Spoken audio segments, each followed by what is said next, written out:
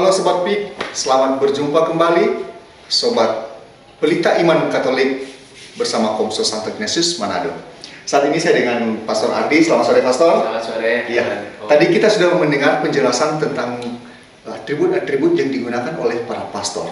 Nah, kita butuh penjelasan lebih lanjut dari Pastor Ardi mengenai simbol-simbol ataupun apapun yang terjadi ketika kita menggunakan atribut-atribut yang ada di depan kita ini seperti kasula, apostola, dan lain-lain sebagainya. Kita langsung saja bertanya kepada Pastor. Pastor, boleh bertanya? Ya. Kita sekarang di depan kita ini ada kasula ya. Nah, dari beberapa paroki ada beberapa jenis kasula sangat banyak sekali yang ada dari harga mahal sampai harga biasa-biasa dan dari yang banyak desain-desain segala macam. Tapi pertanyaan kami, apakah standar kasula yang digunakan oleh Gereja Katolik? Ya, terima kasih Father dan Bapak Ibu Saudara-saudari. Pertama, seluruh busana liturgi yang dipakai setelah Konsili Vatikan kedua, khususnya pedoman umum Misale Romawi, tidak memberikan pedoman yang detail, hanya mengatakan yang sederhana dan anggun. Sederhana tapi anggun, ya. Nah, sederhana dan anggun itu terjemahannya dari masing-masing perancang.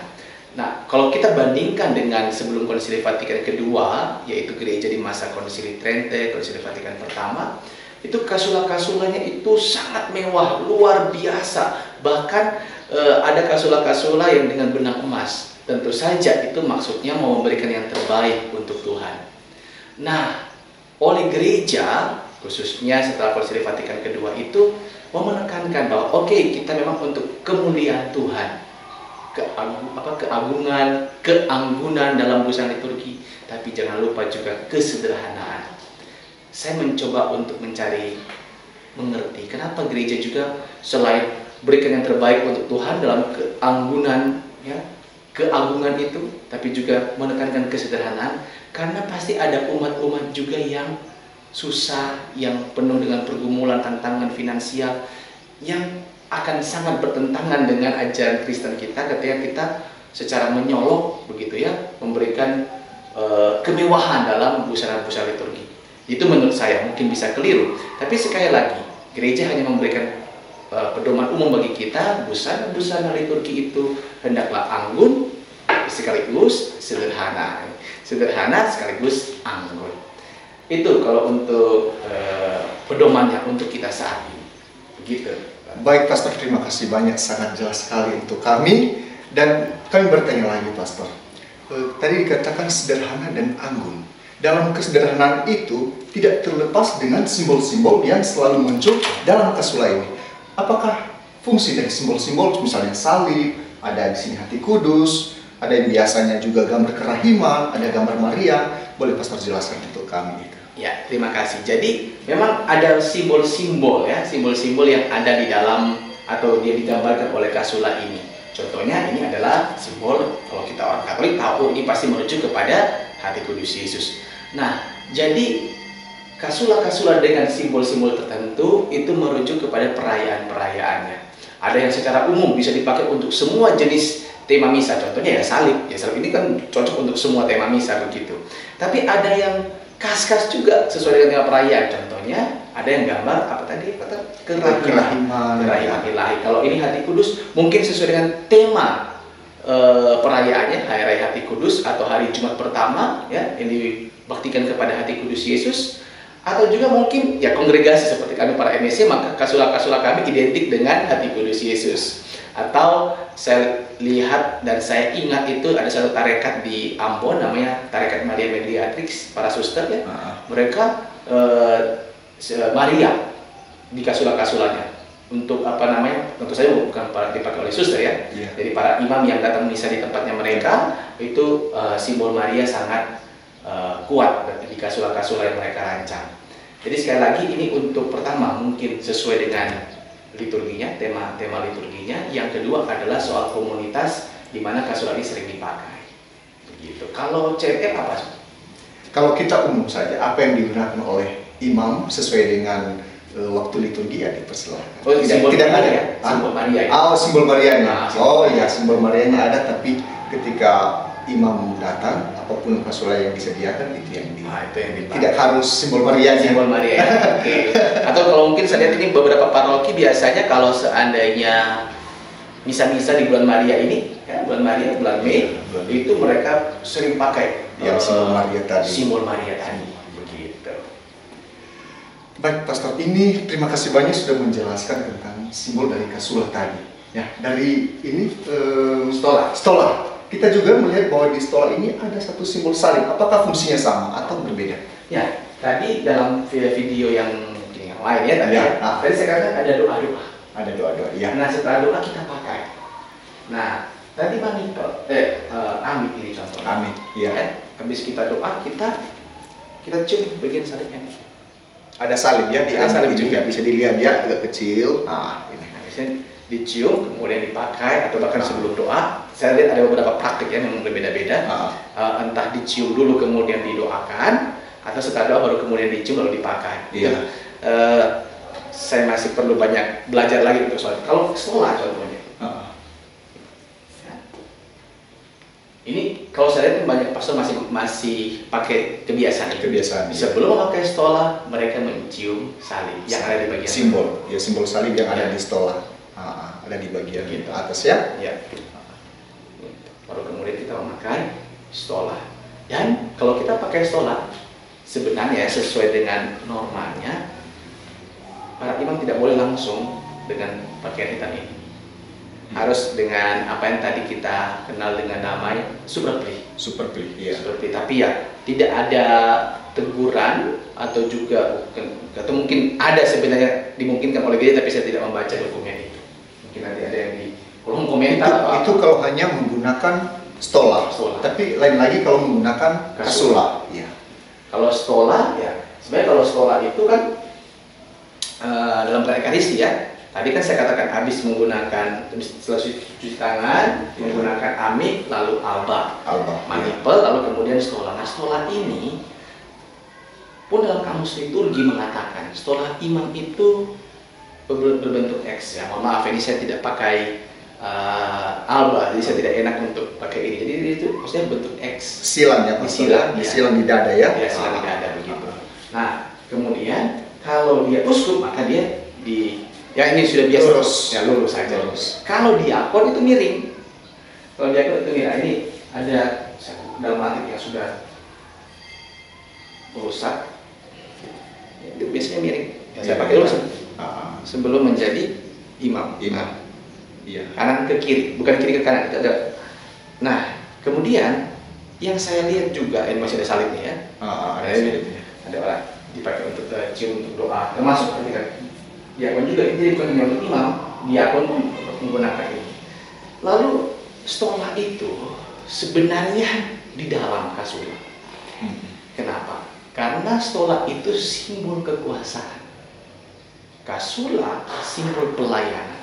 Maka kasulah itu harus di atas karena mengatakan pelayanan lebih utama dibandingkan kuasa. Nah, jadi kalau seandainya ada yang taruh, kan memang sayangnya suaranya indah-indah, tapi kok di dalam. Akhirnya ditaruh di luar. Ya. Padahal simbolnya itu simbol kekuasaan. Nah, buat yang mengerti dan tahu dia akan merasa sedikit ya geli begitu. Ya sudah.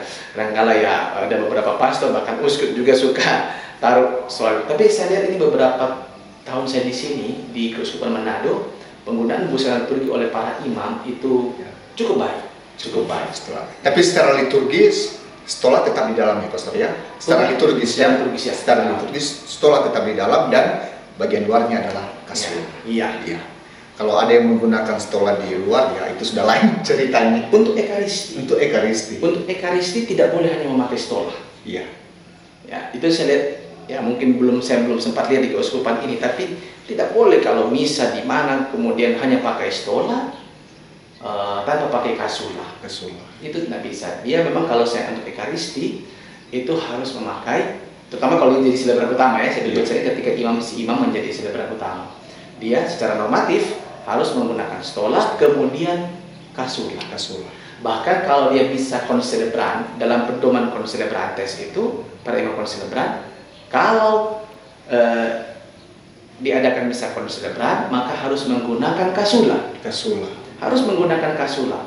Kecuali tidak memungkinkan, artinya mungkin keuskupan itu tidak bisa menyediakan kasula yang sejumlah yang ada pastor yang maka boleh menggunakan stola. Boleh. Tapi sekali lagi itu adalah keadaan ya darurat tertentu atau apa begitu. Tapi yang normal adalah stola di atas kasula. Di atas stola adalah kasula. Begitu. Baik Pastor, terima kasih banyak sudah menjelaskan banyak hal tentang atribut minimal kasula dan stola yang ada di depan kita ini, dan beberapa atribut lainnya tadi yang sudah dijelaskan oleh Pastor. Maka saya mau tambahkan sedikit. Oh iya, silakan. Kenapa Pastor. gereja Katolik itu terkesan ribet sekali dengan pakaian? Iya, betul Pastor. Tuhan kan melihat hati, bukan melihat pakaian-pakaian. Betul. Ya. Kita percaya bahwa pakaian atau busana-busana liturgi ini, vestimentum ini adalah anugerah dari Allah melalui gereja. Ya. Nah, dalam kitab imamat kita lihat bahwa imam kepala, imam-imam di kemah suci dan bait Allah yang menentukan pakaiannya itu adalah Allah sendiri. Nah, karena itu Bapak Ibu yang terkasih, kita percaya, karena bukan, kalau di Ignatius ya, ini bukan pastor Allo, ini bukan pastor Terry. Kalau di sini ini bukan pastor An, ini adalah Kristus. Ini adalah Kristus. Nah, saya sangat sedih di beberapa kasus ya. Biasanya terjadi di bulan Desember, ketika OMK mulai pawai Sinterklas. Sudah bagus, sudah baik, sudah baik. Mereka bukan lagi Sinterklas, tapi Santo Nikolaus. Nah, karena Santo Nikolaus ini uskup, maka dipakai adalah atribut busana liturgi. Jadi ada kadangkala beberapa kasus itu mereka menggunakan kasula untuk pawai Sinterklas atau Santo Nikolaus itu tidak diperkenankan. Barang siapa menggunakan atau ya dalam tanda kutip tidak sesuai dengan peruntukan busana-busana itu sebenarnya termasuk dosa sakrilegi. Dosa sakrilegi. Jadi memang sekali lagi ini busana-busana liturgi tidak main-main, karena sekali lagi menyimpulkan sesuatu yang luhur, agung, dan mulia. Pastor, ini sangat penting sekali ya untuk umat yang baru mendengar tentang hal ini. Terus bagaimana dengan misalnya kalau minggu panggilan misalnya, Pastor, ada beberapa anak-anak kecil atau biasanya anak kecil menggunakan kasula yang sudah dijahit sendiri tentunya ya, yang belum diberkati. Apakah juga itu melanggar atau tidak? Nah, tadi persis seperti yang kata-katakan, itu belum diberkati. Jadi kalau busana liturgi itu ya efektif menjadi busana yang kudus ketika selesai dikuduskan atau diberkati. Kalau tidak diberkati itu tidak melanggar apa begitu. Jadi kalau ada anak kecil pakai kasula mini, ya pasti itu tidak ada pastor semini itu kan, jadi tidak masalah. Ya, betul. Kalau kita kembali ke awal tadi, misalnya para peserta Sinterklas tadi menggunakan kasula, ya siapa tahu juga apakah kasula itu mungkin ya, apakah mereka jahit sendiri atau misalnya mereka jahit sendiri itu kasula dan belum diberkati, apakah juga diperkenankan atau gimana? Tadi seperti yang saya katakan, karena itu belum diberkati tidak masalah. Hanya saja mari kita tidak menimbulkan skandal. Nah, saya pernah juga saya adakan satu Santo Nikolaus untuk satu kelompok OMK. Silakan pakai kasula.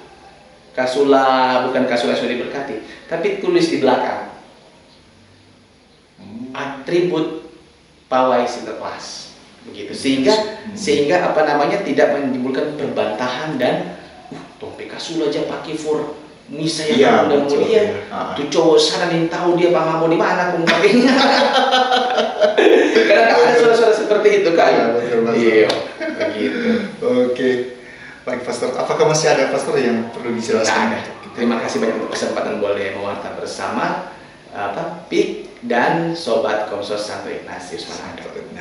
Terima kasih banyak Pastor untuk kebersamaan pada saat ini. Baik sahabat, terima kasih banyak untuk kita semua telah bersabar untuk mendengarkan apa yang telah Pastor jelaskan bersama kita. Siapa tahu nanti ada yang masih mau bertanya atau ada sesuatu yang kurang tentang atribut-atribut yang digunakan oleh Pastor. Silakan berikan komentar di bawah. Terima kasih banyak dan selamat berjumpa.